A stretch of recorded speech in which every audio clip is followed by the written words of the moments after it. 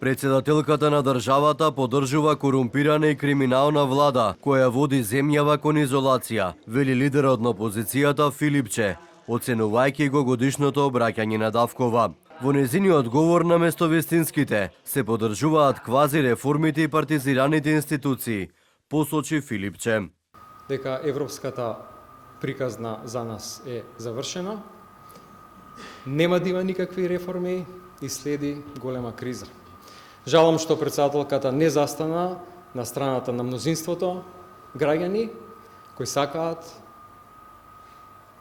оваа земја да видат интегрирана целосно во Европа. За претеникот на Левица Амар Мециновик, наместо реалната состојба, Давкова во говорот ја представила владината агенда на ВМРО-ДПМН, игнорирајќи ги горливите еколошки проблеми во Македонија. Председателката спомна дека природните богатства на Република Македонија се заеднички и дека ни припаѓаат на сите нас. Тогаш се поставува прашањето чие богатство е Дошница и сите наши реки на кои се ставаат хидроелектрани.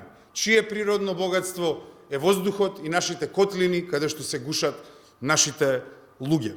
За претеничките групи на ВМРО-ДПМН и ЗНАМ, говорот на Давкова бил фантастичен, издржан и принципиелен. За претеникот Милошовски, председателката имала принципиелен став за проблемите со кои се сочува Македонија, гледиште кое според него го имаат мнозинството граѓани на земјава. А тоа е дека нашата определба се европските интеграции и немаме дилема околу целта, но во исто време со наметнувањето на билатерални прашања надвор од копенхашките критериуми, дилемата е известноста на патот до целта.